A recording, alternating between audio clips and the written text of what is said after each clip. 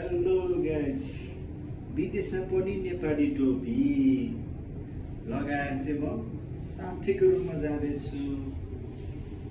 नेपाली हो नि त, लजाउने डराउने त काम गर्ने नै होइन नि। नेपाली हुने नेपाली हो नि गाइज। पारा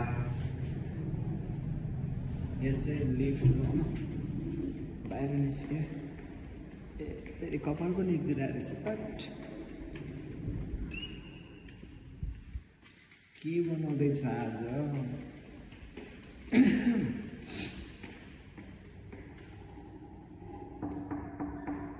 How's sleeping? Hello. Okay, service.